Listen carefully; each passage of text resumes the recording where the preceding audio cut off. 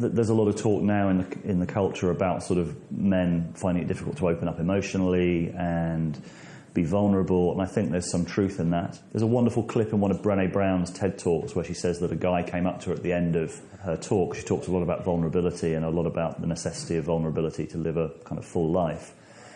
And he said, "Oh, you see that you're signing all these books for my daughters. Why don't you talk about men?" He said, "Well, I don't study men." He said, "Oh, that's really convenient because I can tell you my wife and my daughters don't want me to be vulnerable. They don't want me to, they don't want me to fall off my horse. They're the hardest on me if I'm vulnerable."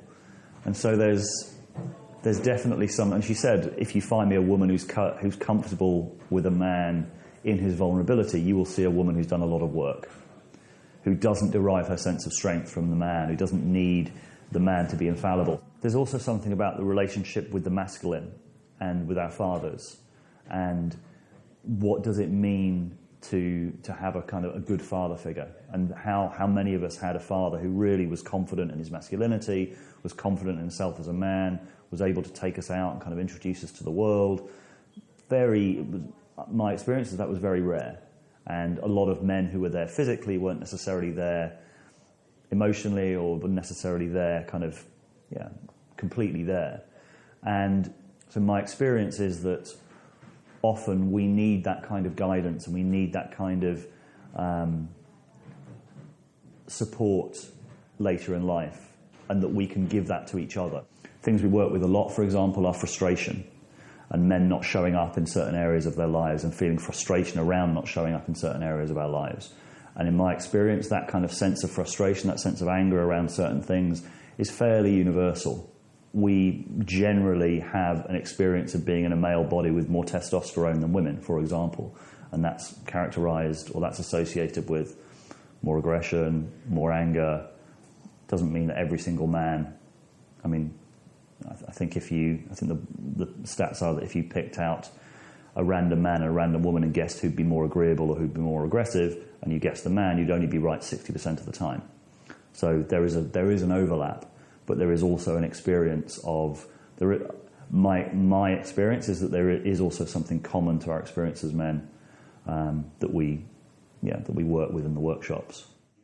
My feeling with the Me Too movement is that this is shadow male behaviour that is absolutely abhorrent, should never have happened, and that it's a necessary clearing, it's a necessary exposure of this stuff that's been going on for a long time. We do workshops about integration of the shadow. So it's about recognising that we have parts of ourselves that can act out, that if we don't own these parts of ourselves, then they can act out. And it's generally, I believe, a sign of weakness. It's a sign of neediness. It's a sign of needing validation from others. It's a sign of needing power over others, of needing domination over others. And this is something that needs to be dealt with individually, recognizing that, I have the potential to do that. That's something that we all have the potential in certain circumstances, if we haven't worked through our stuff, to do that.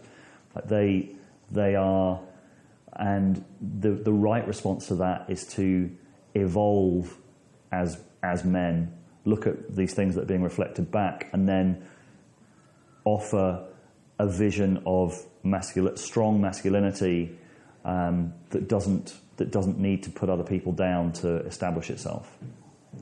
I think everyone needs work. I think life is work. Life itself. I mean, a workshop is kind of an artificial environment where you're deliberately looking into certain questions around your relationships or around your whatever, your purpose. But life is constantly giving us those experiences anyway. We have relationship breakups, or we have problems at work, or we're given opportunities to look at ourselves and to grow every single day. And it's sort of what workshops do is speed that process up. So you might, for example, do a death meditation in a workshop, which brings you face to face with, oh my God, these are the things I haven't achieved. Sometimes you might get that out in the world with a near-death experience, and that could be a really transformative thing. So doing that in a workshop speeds up the process that maybe you might have realised something by the time you're 70 or 80. You hopefully get to realise it earlier in your life. my experience is that we get something from men that we can't get from women. And I think a lot of the time we try to look for that maybe in our intimate relationships, and we don't find it there. It's a different kind of relationship. It's a different kind of sustenance that we get from women.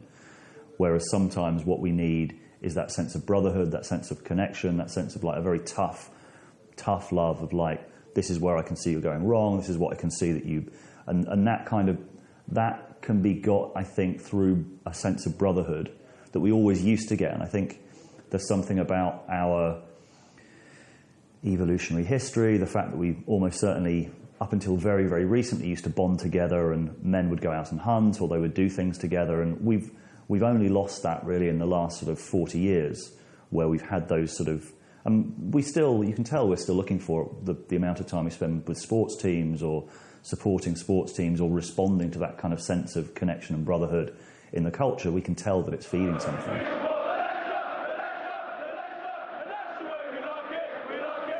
We call it vitamin M. There's a sort of sense of vitamin M, something that's being fed on a really deep level. And it's almost like you can have the intellectual conversation about, oh, well, is it necessary for men to have their own spaces or not? And for me, that's a very disembodied conversation. You can find all sorts of reasons why, no, that's just perpetuating the patriarchy or something like that. But for me, it's just the deep embodied sense of this is feeding something in my soul. And it also then allows me to meet my partner. It allows me to meet the women in my life from a much more grounded place. And I also truly believe that the kind of men that do the sort of things that are being reflected through Me Too are men who are,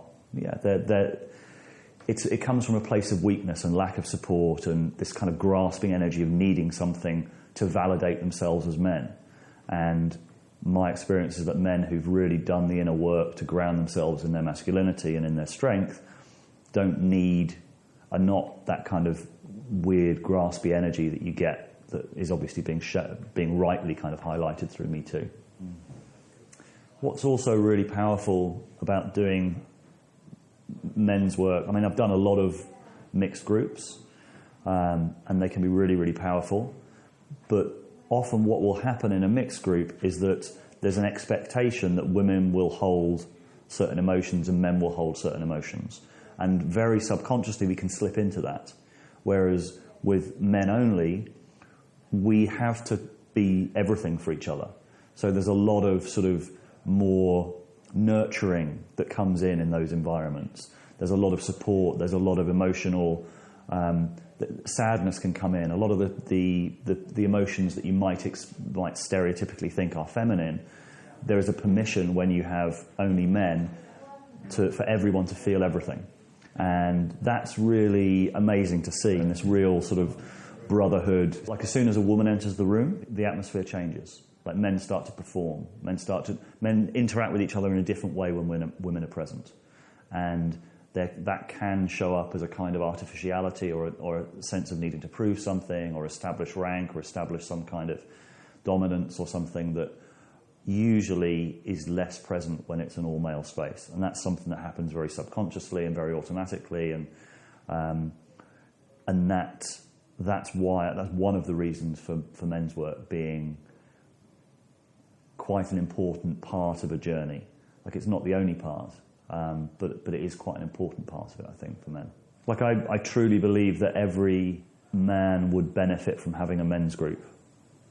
Just a space every couple of weeks to come together with other guys and share about what's going on in our lives and to formalise it as well. Like you can get that informally with guys down the pub or whatever, but to formalise it brings in a different kind of energy.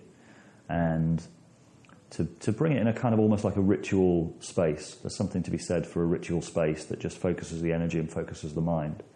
And to have that as a regular thing every couple of weeks is really beneficial and just deepens over time and then acts as a real support to other areas of one's life.